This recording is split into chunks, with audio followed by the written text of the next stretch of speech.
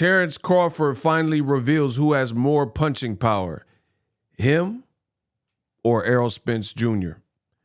Roll the clip. Well, I think the time right now is the best time because it's for all the marbles. You know, you got Errol Spence got 3 of the titles, I got 1. It would be for undisputed. You know, there wouldn't be no other champion in the division. And I feel like, you know, this is the biggest moment for us two to fight. He said it's the biggest moment for him and Errol Spence to fight. What up, Fight World? It's your boy Ego, and I'm back with some more boxing. Terence Crawford sat down with the DAZN boxing show. Link is in the description. And he's talking about the prospects of a fight with Errol Spence Jr. for undisputed. And he does answer a very interesting question that fans have about who has more power. Roll the clip. Well, I'm not going to sit here and tell you, you know, what's my strengths and his weaknesses. So the question is basically, you know, how would you fight Errol Spence? And he's saying that he's not going to reveal any kind of game plan. He's not going to cue anybody in. You got to just tune in. Well, I'm not going to sit here and tell you, you know, what's my strengths and his weaknesses and my strengths. You just got to sit there and watch as a fan and assess it by yourself. While it surely makes sense that Bud would want to keep his strategy under wraps. Styles make fights. You know, styles make fights. You know, me and Errol got a different style. Him and Errol have a different style, he says, which is true. Errol got a different style. We fought Shawn Porter in 2 completely different styles of fighting. Now, I want to talk about that. He says we fought Shawn Porter in 2 completely different styles. I do agree with that. But I am on record as saying that I think the version of Shawn Porter that Errol Spence got was more formidable. I think Shawn Porter, you got to remember, I was at that fight. In 2019, Shawn Porter didn't have a podcast. He didn't start that until the year later when the pandemic hit in March 2020, when the pandemic was widely known about, etc. So Shawn Porter wasn't a podcaster. All his, you know, shekels were mostly made. I mean, he had done some commentary on like PBC and things like that, but it wasn't quite what it grew to in terms of, you know, Porter's career before that. So I thought Errol Spence fought a locked in champion version. You know, same thing with Kell Brook. You look at Terence Crawford's last 2 opponents and their former Errol Spence conquests and opponents. But the difference being when Errol fought them, it was 2 and 3 years before Crawford, and they were champions when Errol Spence fought him. So that has to be taken in consideration because I've seen stuff like Mike Tyson and he's saying, oh, you know, you see what Crawford did to Porter and Errol didn't do that. So he kind of used the triangle theory. But boxing is so much deeper and beyond any math or triangle theory. Fighter A does this with fighter B, so fighter C beats fighter A. That's not ever how it works, right? Because to suggest that is to omit so many different variables. Like I just told you, Shawn Porter was a champion when he fought against Errol Spence and he had no podcast.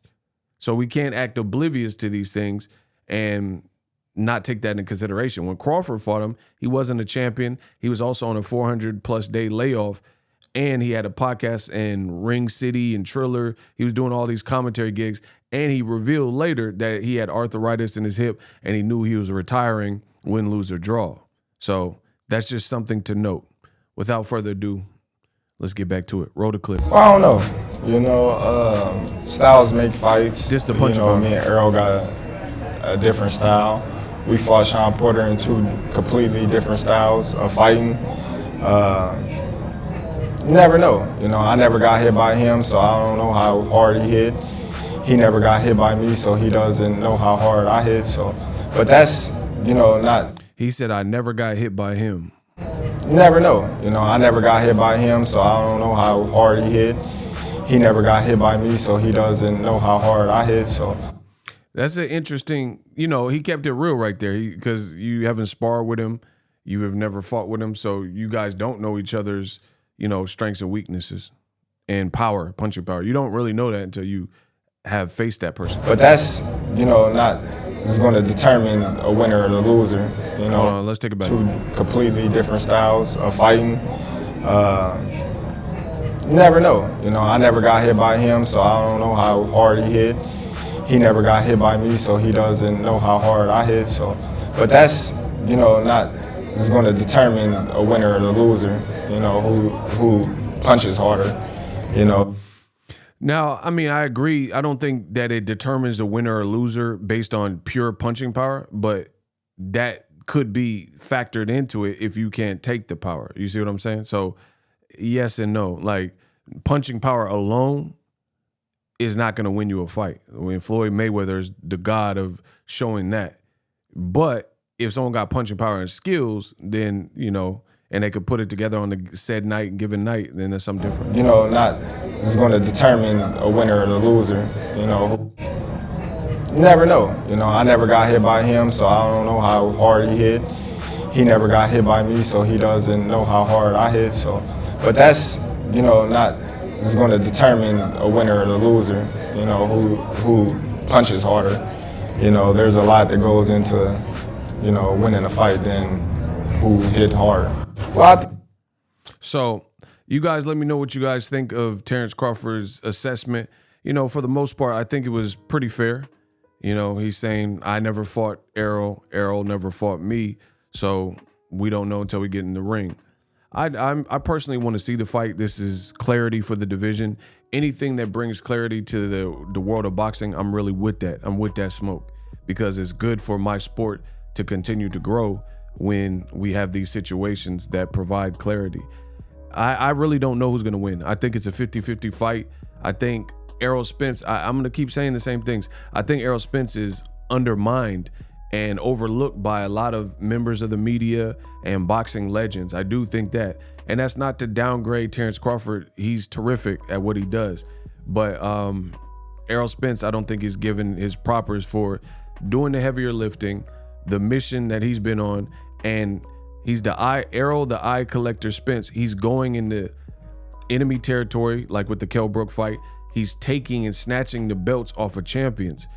And no matter how much you like Terence Crawford, at welterweight, his career has not played out like that. You cannot, in full honesty, say that the great work that he did at 140, becoming undisputed, has been a dream that has been duplicated or realized at 147. If you even attempt to say that, you're reaching. And that's why, one of the reasons I think why he's suing his former promoter, Bob Arum, in Top Rank. But, that's a whole nother video. As far as the punching power, I personally think Errol is the more aggressive puncher. I think Sean Porter fight, you can't really gauge because of obvious reasons that I mentioned earlier. I think Porter was in different places in his career. And, the whole Crawford friendship with Porter rubs me the wrong way because, are you really trying to hurt this guy if you're friends? Because Sean Porter didn't fight like he was friends with Errol Spence. It was like an all-out war. But as far as punching power, Errol's leaving people's faces looking disfigured. I think Crawford is a sharper puncher. But I think Errol Spence is the more aggressive, damaging puncher. And if you can't get out the way of shots like Ugas, then you might look like Ugas by the end of the fight. Let me know how I did in this video. I'm the best doing it. So subscribe to the channel. And, hopefully we get the fight. And I'm out. Introducing Super Thanks. Right here on the official Boxing Ego YouTube. Super Thanks allows you, the viewers, to show a little bit of extra gratitude, which enables me as a full-time content creator to push out the content you need in the world of boxing. Underneath all the videos, you will see a heart with a $sign in it. You can enter any amount that you find suitable as a super thanks. A brand new, interactive, and colorful way to get your comments highlighted and noticed by not only myself, but other people on the YouTube platform. Super thanks, a unique and cool way to show and applaud us full-time content creators. Hopefully you guys enjoy the content. Super thanks. The future is now. The Hibernation 5s by Kenichi Bear. Hybrid gaming and lifestyle headphones. Out of the box, you can connect to any console or PC. Bluetooth ready with a low latency USB adapter, color RGB, and extreme bass mode. The Hibernation 5s adjust to you. Whether you need a gaming, travel, gym, or lifestyle headphones, the Hibernations got you covered. The new Hibernation 5s, link in the description. Customize the way you hear the world. Welcome to the nation. Are you tired of your YouTube videos not getting any views? Well, consider TubeBuddy. I've used TubeBuddy for years to scale up my YouTube channel. Now we're sitting over 200,000 subscribers. TubeBuddy is a browser extension that offers a ton of built-in productivity and time-saving services to take your channel to the next level. Use my link in the description to get started with TubeBuddy and level up your channel faster. We work.